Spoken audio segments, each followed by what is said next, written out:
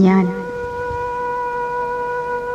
ഞാൻ കാട്ടിലും കടലോരത്തുമിരുന്ന് കവിത എഴുതുന്നു. സ്വന്തമായൊരു മുറിയില്ലാത്തവൻ എൻ്റെ കാട്ടാറിൻ്റെ അടുത്തു വന്നു നിന്നവർക്കും ശത്രുവിനും സഖാവിനും സമകാലീന ദുഃഖിതർക്കും ഞാനിത് പങ്കുവെക്കുന്നു. ചിയേഴ്സ്. നിനക്ക് വിശന്നപ്പോൾ എൻ്റെ ഹൃദയത്തിൻ്റെ പകുതി തന്നു. എൻ്റെ വിശപ്പിന് നിന്റെ ഹൃദയത്തിൻ്റെ പകുതി തന്നു. ഒരാപ്പിളിൻ്റെ വിലയും രുചിയുമേ ഹൃദയത്തിനുണ്ടായിരുന്നുള്ളൂ. നമ്മൾ വിശപ്പിനാൽ ഹൃദയശൂന്യരായ കാമുകരായിത്തീർന്നു. ബുദ്ധനും ആട്ടിൻകുട്ടിയും. ബുദ്ധ, ഞാൻ ആട്ടിൻകുട്ടി. കല്ലേറു കൊണ്ടിട്ടെൻ്റെ കണ്ണുപോയി. നിൻ ആൾത്തറ കാണുവാൻ ഒട്ടും വയ്യ. കൃപാധാമമേ ബുദ്ധ, കാണുവാൻ ഒട്ടും വയ്യ. പ്രഭാതാരവും എന്നെ തെളിച്ച പുൽപ്പാതയും. ഇടയൻ നഷ്ടപ്പെട്ട കുഞ്ഞാടാണല്ലോ, ഇനി തുണ നീ മാത്രം ബുദ്ധ, അലിവിനുറവു നീ. കണ്ണിലെ ചോര വീഴും പാതയിൽ നീ നിൽക്കുമോ? കണ്ണിനെ ചുംബിച്ചെന്നെ തോളിലേറ്റുമോ? നിന്റെ കണ്ണിൻ്റെ കനിവെല്ലാം കാണുവാൻ കഴിയുമോ? മുള്ളുകൾ തറയ്ക്കുന്നു, കാലുകൾ മുടന്തുന്നു. വിണ്ണിലേക്കുയരുന്ന വൈഖരി പോലെ നിന്റെ പൊന്നു വാഗ്ദാനം വീണ്ടും കേൾക്കുമോ തഥാഗത? മിണ്ടാത്ത നിൻ വെങ്കലപ്രതിമ എങ്ങാണാവോ? മണ്ട ഞാൻ പൊട്ടിച്ചെൻ്റെ കുരുതി സമ്മാനിക്കാം. കാരുണ്യമോ കരസ്പർശമോ ഏൽക്കാതെ നിൻ പേര് വിളിച്ചും കൊണ്ടെൻ ചോരക്കണ്ണടയവേ. പുൽക്കൊടി താഴ്വരകൾ കാതിൽ പറഞ്ഞു എന്നെ കല്ലെറിഞ്ഞവനൊരു സിദ്ധാർത്ഥനെന്ന കുട്ടി.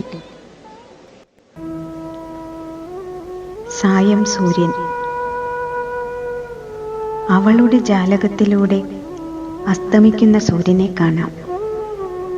ഇവിടെ ഇരുന്നാൽ സെമിത്തേരി കാണാം. അവളുടെ കണ്ണിലും മനസ്സിലും അസ്തമിക്കുന്ന സൂര്യൻ. സൂര്യന് അവളുടെ പൊട്ടിൻ്റെ നിറം. സെമിത്തേരിയിൽ കാറ്റും ഇലകളും പൂക്കളും. മരിച്ചവരുടെ നാമത്തിലും കാലത്തിലും മഞ്ഞു വീഴുന്നു. ശാന്തി എന്ന കുരിശ് 5 മുറിവുകൾ അനുഭവിക്കുന്നു. സന്ധ്യ കഴിഞ്ഞ് 2 നക്ഷത്രങ്ങൾ ഉദിക്കുന്നു. അവളുടെ മൂർധാവിൽ ഒരു ചുംബനം, എൻ്റെ കൈവെള്ളയിൽ ഒരശ്രുബിന്ദു. വിശപ്പുള്ളവൻ ചെരുപ്പു തിന്നുന്നത് കണ്ട്. വിശപ്പുള്ളവൻ ചെരുപ്പു തിന്നുന്നത് കണ്ട് ചിരിച്ചവനാണ് ഞാൻ.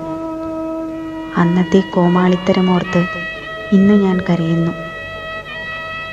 വിശപ്പുള്ളവൻ ചെരുപ്പു തിന്നുന്നത് കണ്ട് ചിരിച്ചവനാണ് ഞാൻ. അന്നത്തെ കോമാളിത്തരമോർത്ത് ഇന്നു ഞാൻ കരയുന്നു. കൊടും ശൈത്യത്തിൽ അന്ധകാരത്തിനെ പുതപ്പാക്കിയവനെ കാണാതെ ചൂടുള്ള മുറിയിൽ പ്രകാശത്തിൽ ഉറങ്ങിയവൻ. ഇന്ന് മഞ്ഞുകാലത്ത് അവനെ ഓർത്ത് ഞാൻ പുതപ്പില്ലാതെ പൊള്ളുന്നു. കടലിനോട് പൊരുതിയ കിഴവൻ്റെ മീൻ തിന്നത് ഞാനാണ്. ഇന്ന് സിംഹതുല്യമായ അവൻ്റെ സ്വപ്നങ്ങൾ എന്നെ വേട്ടയാടുന്നു. മകന് വേശ്യയെ സമ്മാനിച്ച അച്ഛൻ്റെ കാരുണ്യം കണ്ടവൻ ഇന്ന് നിന്ദിതനായ എന്നെ അവൻ്റെ സ്വാർത്ഥത സദാപി പീഡിപ്പിക്കുന്നു. അപ്പത്തിനു കൈനീട്ടിയവൻ്റെ മുഖം പൊള്ളിച്ചവൻ ഇന്ന് തീ പിടിച്ച ആ വെള്ളം എൻ്റെ കൂരയെ ചാരമാക്കുന്നു. മൃത്യുവചനം. മൃത്യുവിന് ഒരു വാക്കേയുള്ളൂ, വരൂ പോകാം. മൃത്യു അതിഥിയാണ്. ആതിഥേയൻ നൽകേണ്ടത് അവൻ്റെ നെഞ്ചിടിപ്പുകൾ, കാഴ്ച, നടക്കാൻ മറക്കേണ്ട കാലുകൾ. ആകാശത്തിലേക്ക് പറക്കുന്ന പോത്തിൻ്റെ പുറകെ നടക്കുക. ജീവിതത്തിലേക്ക് തിരിഞ്ഞു നോക്കരുത്. നിന്നെ സ്നേഹിച്ചവർ, പുച്ഛിച്ചവർ ഏവരും നിന്റെ ജഡത്തിൽ വീണ് കരയും. രീതി. ദൈവമേ എന്നു നിലവിളിക്കരുത്. ദൈവത്തിന് കേൾവിയില്ല. കോടാനുകോടികളെ കാണാൻ കണ്ണുകളില്ല. നാവിൽ ഒരിറ്റ് ഉമിനീരില്ല. ഒരു നീചൻ ദാഹത്തിൻ്റെ തൊണ്ട വറ്റിച്ചു. ചുണ്ടു നനച്ചത് ഒരു മാലാഖയുടെ കണ്ണുനീർത്തുള്ളിയാണ്. വില കൊടുത്ത് ലഹരിയരുത്. വില കൊടുക്കാതെ കിട്ടുന്ന ഭ്രാന്താണ് ലഹരി. എനിക്ക് നിർവചനമില്ല, ഭാഷയില്ല. ലഹരി അഗ്നിയിൽ സൂക്ഷിക്കുന്ന രത്നദ്രവം. എൻ്റെ പ്രേമലേഖനത്തിന് കലാപത്തിൻ്റെ ഭാഷയാണ്. കുട്ടിയെ കൊണ്ടുപോകൂ. ഭ്രാന്ത് പകരുന്ന രോഗമാണ്. ധവളാണുക്കളാണ് എൻ്റെ ഞരമ്പുകളിൽ. എൻ്റെ മനസ്സളക്കാൻ ഭ്രാന്തമാപിനിയില്ല. എൻ്റെ കഴുത്തിന് ഊഞ്ഞാലാടാൻ ആഗ്രഹം. ഞാൻ കിണറ്റുവെള്ളം കോരാനുള്ള കയർ മുറിക്കുന്നു. ജയിൽ മുറ്റത്തെ പൂക്കൾ. എന്നെ ജയിൽവാസത്തിന് വിധിച്ചു. ജീവപര്യന്തം വിധിക്കപ്പെട്ട 4 പേരായിരുന്നു സെല്ലിൽ. അരുതാത്ത കൂട്ടുകെട്ടിനും കറവയുടെ ലഹരി കുടിച്ചതിനും താഴ്വരയിൽ പോരാടുന്നവരെ മലമുകളിൽ നിന്നു കണ്ടതിനും സഹചരെ നല്ല പാതയിലേക്ക് നയിച്ചതിനുമായിരുന്നു എനിക്ക് ശിക്ഷ. സെല്ലിൽ അല്പനാളുകൾ മാത്രം വാസമനുഭവിക്കേണ്ട എന്നെ അവർ അവജ്ഞയോടെ നോക്കി. ദംഷ്ട്രകളാൽ അലറാതെ ചിരിച്ചു. ജയിൽവാസമനുഭവിക്കാൻ വന്നിരിക്കുന്നു ഒരുത്തൻ എന്നായിരുന്നു പുച്ഛഭാവത്തിൻ്റെ അർത്ഥം. സെല്ലിൽ സുഖവാസമാക്കാമെന്ന എൻ്റെ അജ്ഞതയിൽ കറുത്ത മതിലുകളും കാക്കിക്കുപ്പായങ്ങളും എന്നെ വിഡ്ഢിയായി കണ്ടു. ഇന്ത്യയെ കണ്ടെത്തലും അച്ഛൻ മകൾക്കെഴുതിയ കത്തുകളും ജയിലിൽ വെച്ചെഴുതിയ ഡയറി കുറിപ്പുകളും എന്നെ അങ്ങനെ ധരിപ്പിച്ചിരുന്നു. തിന്നുന്ന ഗോതമ്പിന് പുള്ളികൾ പണിയെടുക്കണം. ക്ഷുരകന് ക്ഷുരകൻ്റെ ജോലി, തുന്നൽക്കാരന് തുന്നൽ.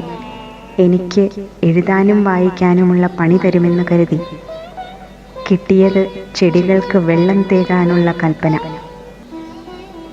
കസ്തൂരിയുടെ ഗന്ധം തരുന്ന ജമന്തിക്ക്, കത്തുന്ന ചെത്തിക്ക്, ചെമ്പരത്തിക്ക്, കനകാംബരത്തിന്, കറുകയ്ക്ക്, ആരും കാണാതെ നുള്ളാതെ റോസിന് ഒരു ഉമ്മ കൊടുത്തു.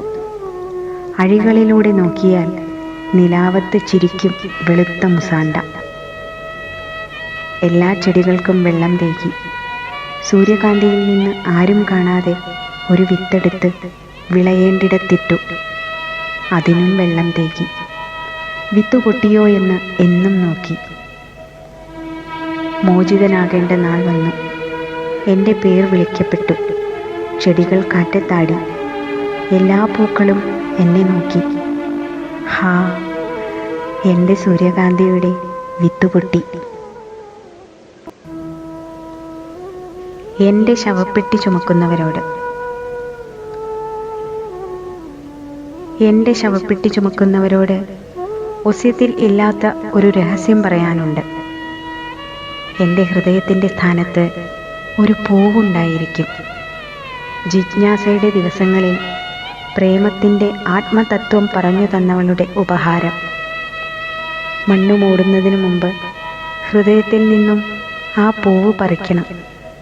ദലങ്ങൾ കൊണ്ട് മുഖം മൂടണം. രേഖകൾ മാഞ്ഞ കൈവെള്ളയിലും ഒരു ദലം. പൂവിലൂടെ എനിക്ക് തിരിച്ചു പോകണം.